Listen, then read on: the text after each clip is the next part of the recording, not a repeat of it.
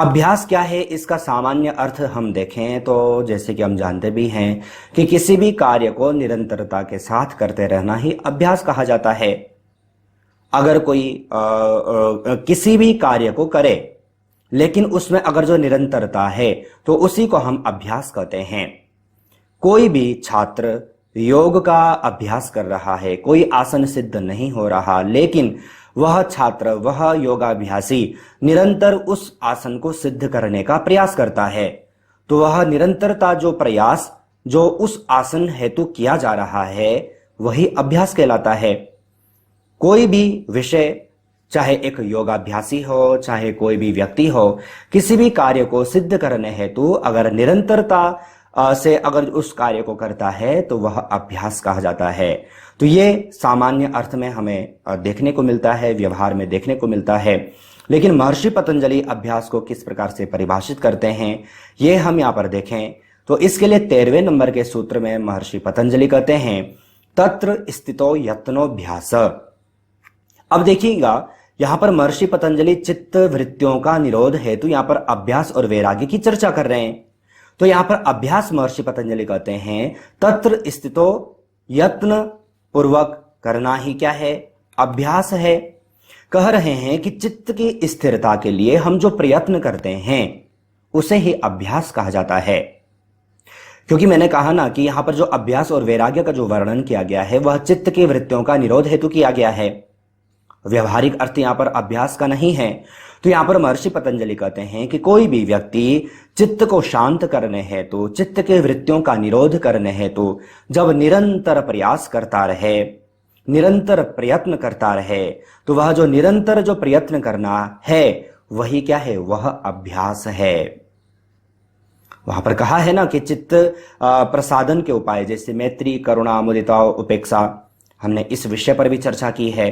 Application पर भी इससे संबंधित कोर्स आपको दिया गया है, चैनल पर भी दिया गया है। तो ये जो साधन है, इन साधनों का निरंतरता पूर्वक प्रयत्न करना, अभ्यास करते रहना ही अभ्यास है।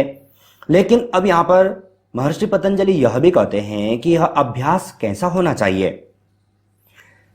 यह अभ्यास कब हम कहेंगे कि अभ्यास अभ्यास है, तो महर्षि पतंजलि इसके लिए 14वें नंबर के सूत्र में कहते हैं स तु दीर्घ काल निरंतर्य सत्कारा सेवितो दृढ़ भूमि।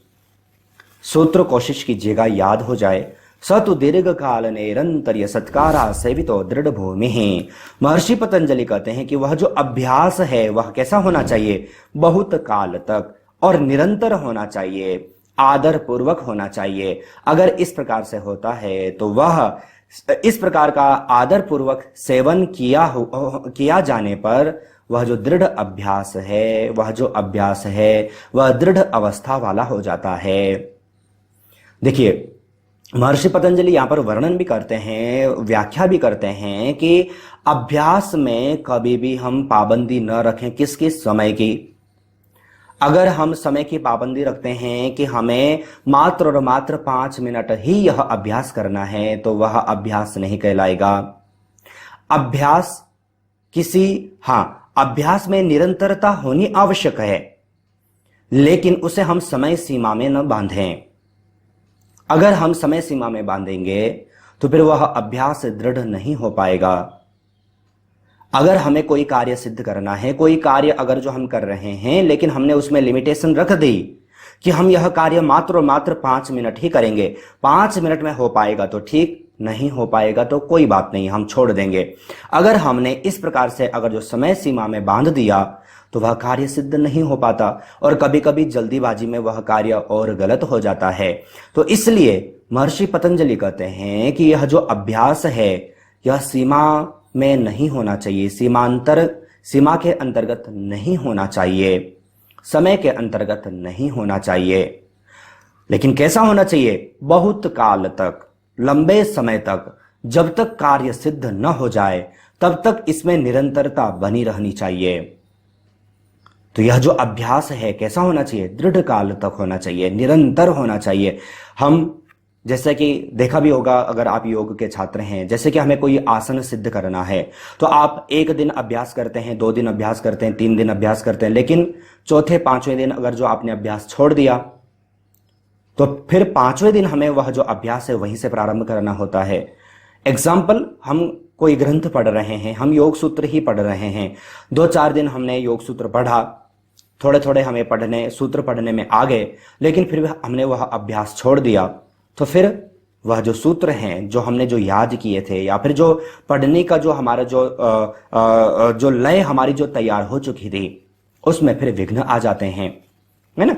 तो इन सब से हम कैसे दूर पाएं, तो इसीलिए यहां पर कहा कि यह जो अभ्यास है यह दृढ़ होना चाहिए, निरंतर होना चाहिए। इसलिए तो हम देखते हैं ना कि निरंतर अभ्यास करने पर भी जो कुएं में जो हम रस्सी डालते हैं ना, वह जबकि रस्सी कितनी कोमल होती है लेकिन वह भी पत्थर पर भी दरार अर्थात पत्थर पर भी रेखाएं, दरारें उत्पन्न कर देती है, दरार पैदा कर देती है। किसके कारण? निरंतर दृढ़ अभ्यास के कारण।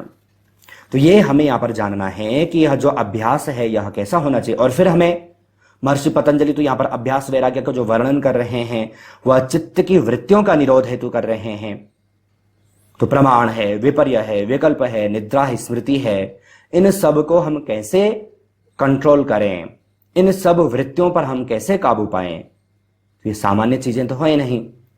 तो इसलिए यह जो हमारा अभ्यास है यह कैसा होना चाहिए, यह हमें इस प्रकार से यहां पर समझना है।